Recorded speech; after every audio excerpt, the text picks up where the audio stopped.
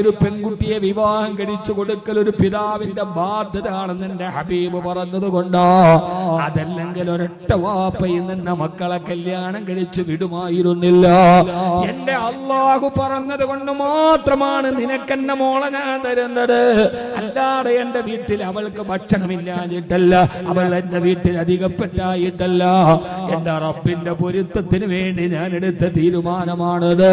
പക്ഷേ രണ്ട് കരാറുകളുണ്ട്.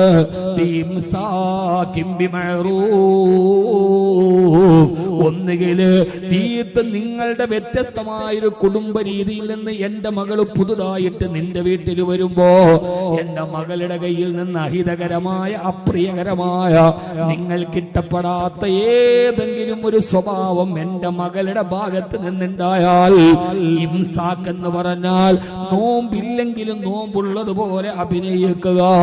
എന്റെ മകളുടെ സ്വഭാവം ഇഷ്ടപ്പെട്ടില്ലെങ്കിലും ഇഷ്ടപ്പെട്ടതുപോലെ നിങ്ങൾ അഭിനയിച്ചിട്ട് അവളെ ഉപദേശിച്ച് കൂടെ നിർത്തണേ. അവൾക്ക് പരിചയമുള്ള ഒരു വീടല്ല, പരിചയമുള്ള മനുഷ്യരല്ല.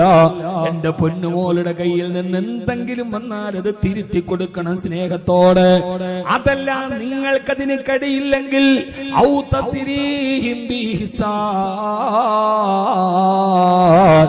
ഈ തന്നതുപോലെ ഒരു പോറലേൽപ്പിക്കാതെ എന്നെ മോളെ ഇങ്ങ് തിരിച്ചു തന്നേക്കണം.